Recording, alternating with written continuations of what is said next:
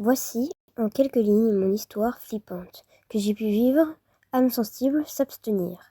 Bonne lecture à vous.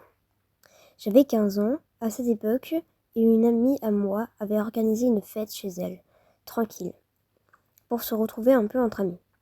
On était une dizaine à peu près, et le soir tombé, on décide d'aller sur un terrain de foot pas trop loin de chez elle. Il fallait juste traverser quelques champs à l'aide des chemins de terre. On décide donc d'y aller. La nuit commençait tout juste à tomber. Le chemin prenait environ 10 minutes à pied. Arrivé sur le terrain, on décide de se poser tranquille. On discute, on rigole et tout, en mode tranquille. Et là, dans l'action, il y a une amie qui se blesse à la main. Quoi? Mais comment? Du coup, un petit groupe décide de la raccompagner vite chez ma pote pour juste nettoyer ça.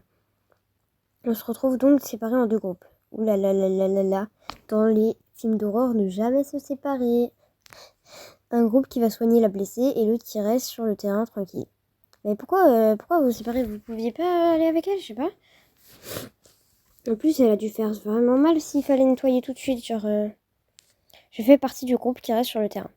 Quelques minutes après, on est donc en train de papoter tranquille et là, il y a une voiture qui s'arrête juste à côté du terrain.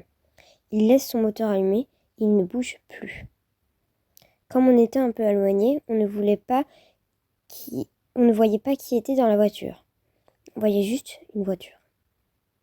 Et là, quelques minutes après, elle repart. Du coup, on était un peu stressés. On devait être 5 ou 6 personnes sur le terrain, tout seul. Et quelques minutes après, la voiture revient au même endroit et s'arrête. What the fuck? Non, là, la personne, elle est pas normale. Faut faire un truc, ma belle. Du coup, on commence à se lever et tout, en mode, qu'est-ce qu'on a fait? En mode, qu'est-ce qu'on fait? Et là, on voit la portière de la voiture s'ouvrir et quelqu'un qui commence à marcher rapidement vers nous. On s'est mis à courir à fond dans le sens opposé, sans s'arrêter. Et pile à ce moment, le gars est retourné dans sa voiture, il a démarré en trombe en faisant marche arrière pour rejoindre la route. Du coup, après quelques mètres de course, on arrive dans la rue principale et là on revoit la voiture derrière nous qui nous suit. Suite ou suit? Ouais, je pense que c'est plus suit. On se met donc à recourir encore et on emprunte le maximum de tournants que l'on peut jusqu'à ce que son... Mais quand je vais lire vite pour faire le truc, c'est de la merde. Oula, alors, on se remet donc à courir encore et on emprunte le maximum de tournants que l'on peut jusqu'à ce qu'on retrouve devant un champ. Mais dans l'action, j'ai couru dans le champ et tout le monde m'a suivi.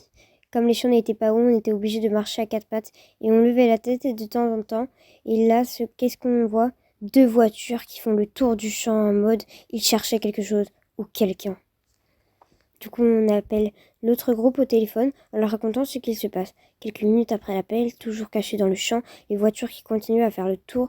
Et là, on entend une de nos amies crier au loin. Et là, c'est la panique. Il y en a une de nous qui s'est mise à pleurer et une autre qui lui criait dessus pour lui dire de ne pas faire de bruit. Honnêtement, on était tous terrifiés. On ne savait plus quoi faire. On était cachés dans un champ bêtement.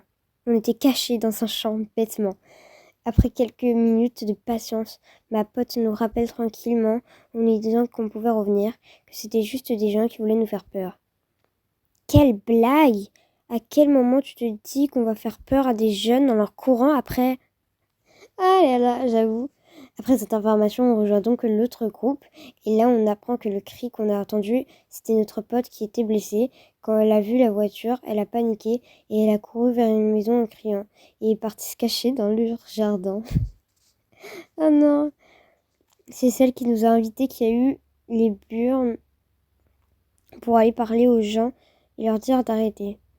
Voilà une petite histoire que j'ai vécue et qui, quand on y repense maintenant, on en rigole beaucoup entre nous.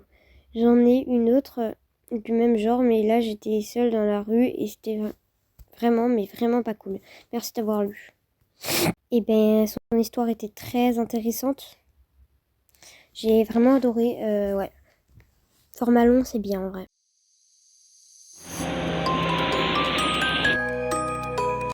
J'ai aussi une anecdote. En fait, c'était il y a une semaine, jour pour jour, la nuit. Il était 2h du mat, à peu près. Mes cousines que j'avais invitées pendant 2 semaines dormaient déjà, donc je me décide enfin à stopper mon tel et à dormir aussi. Sauf que genre 5 minutes après, la lumière des phares d'une voiture éclaire quelques instants la chambre. Vous savez, la nuit, il y a une qui voulait, et donc traverse la pièce. Alors non, non, parce que moi, je suis pas du côté, en fait, de la rue.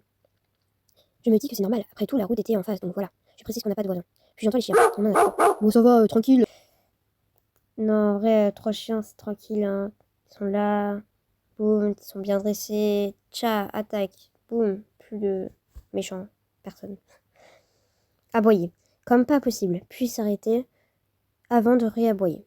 Accompagné de gros bruits. Étant assez parano de base, je commence à paniquer. Et sachant que mes parents et mon grand frère dormaient en bas, j'ai commencé à m'imaginer des tas de choses. La voiture étant passée juste avant ne me rassurait pas du tout. J'ai pris mon courage à deux mains, étant donné que je n'aurais jamais réussi à me rendormir. À rendormir. Ouais, si tu veux. Si je ne savais pas qu'ils allaient bien, on va dire ça.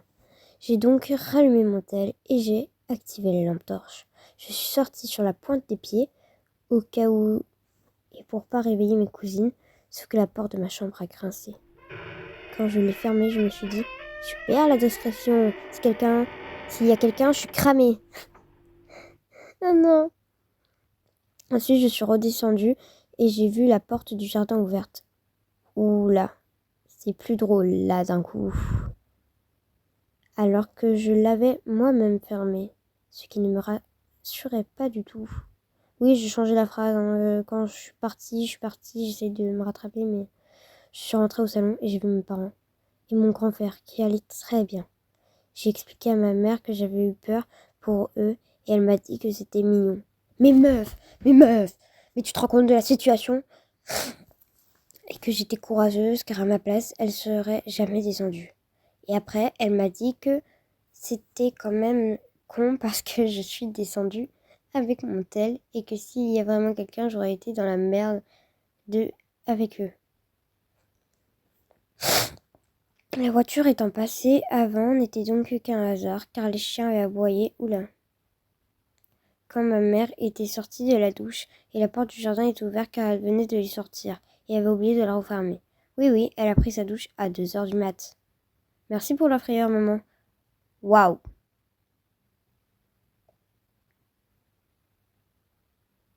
Quand je suis remontée, mes cousines étaient réveillées et on gueulait comme moi. Elles avaient eu peur pour moi en ne me voyant pas dans le lit et en entendant des bruits en bas. Waouh. C'est quoi cette histoire de fou furieux là? Tout ça à cause de la mère. Franchement, la mère, ça se fait pas là. Je pense qu'on va s'arrêter là. J'espère que vous avez aimé la vidéo, que vous allez liker, vous abonner, laisser vos petites histoires en commentaire. Et on se retrouve à très bientôt. Ciao!